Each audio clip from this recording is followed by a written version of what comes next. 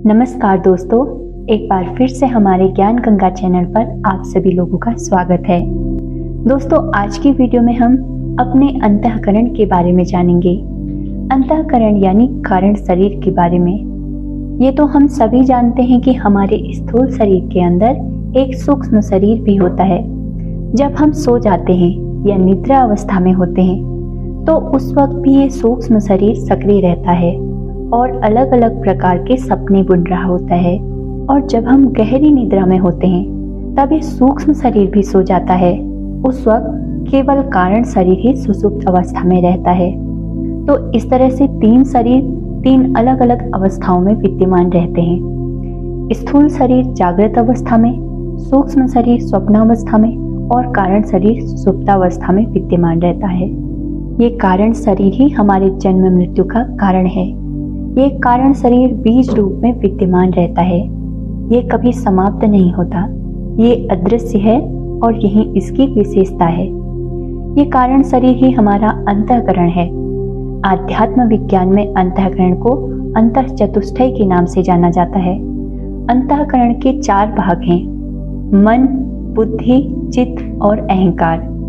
यहाँ पे अहंकार अभिमान या ईगो का सूचक नहीं, बल्कि मैं हूँ, अपने होने का संकेत मात्र है, जो तीनों कालों में, तीनों अवस्थाओं, जागृत, स्वप्न, सुषुप्ति, इनमें विद्यमान रहता है।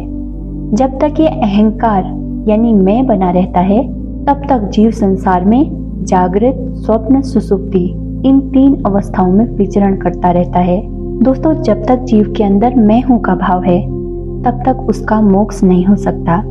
इसीलिए हमारे संत महात्मा, ऋषि मुनि और हमारे वेद शास्त्र सभी आत्म साक्षात्कार की सलाह देते हैं। आत्म साक्षात्कार का मतलब है अपने आत्म स्वरूप को पहचानना।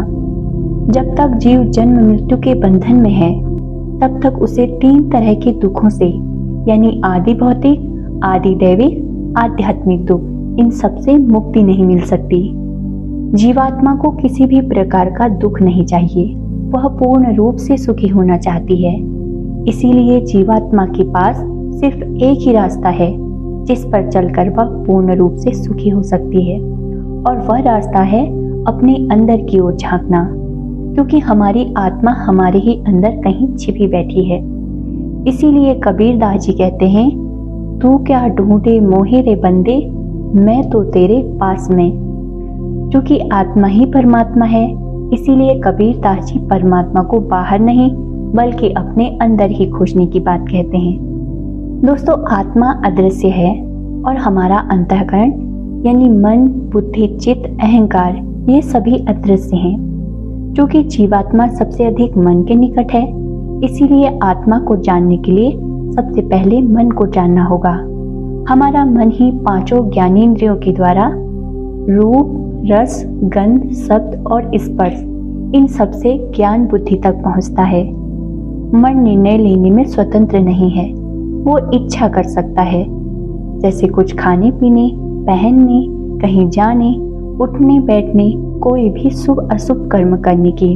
मन सभी इंद्रियों के द्वारा ज्ञान बुद्धि तक पहुंचता है। इसीलिए मन को दर्पण कहा गया है।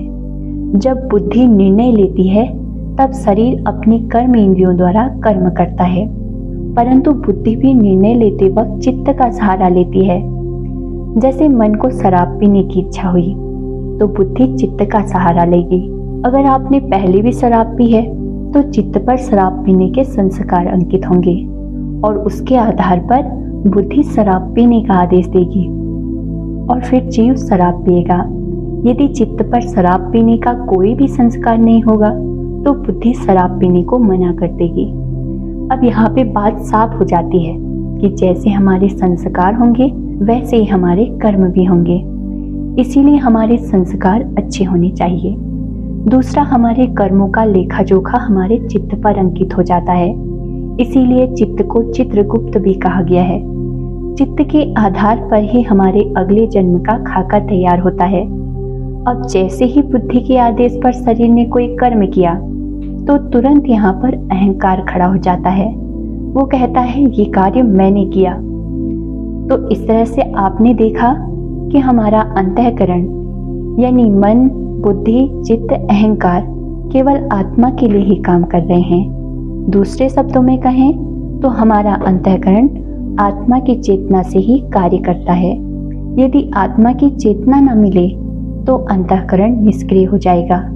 अंतःकरण के निष्क्रिय होते ही शरीर में जितने भी अन्य उपकरण हैं सभी फेल हो जाते हैं। ऐसा इसीलिए होता है क्योंकि हमारा अंतःकरण यानी अंतःकरण से जुड़े हुए शरीर के सारे उपकरण जड़ हैं। शरीर में आत्मा चेतन है, क्योंकि जड़ और चेतन के बंधन से ही जीव की उत्पत्ति होती है। दोस्तों, हमारे अंतःकरण में जन्मों जन्मों से ही काम, क्रोध, लोभ, मोह से उत्पन्न शुभ और अशुभ कर्मों के जो संस्कार भरे पड़े हैं, हमें आध्यात्मिक ज्ञान के द्वारा उन सभी शुभ और अशुभ संस्कारों को मिटाकर अंतःकरण को शुद्ध एवं निर्मल करना है। क्योंकि भगवान राम स्वयं कहते हैं, निर्मल मन जन सो मोहि पावा, मोहि कपट छल छिद्र न भावा।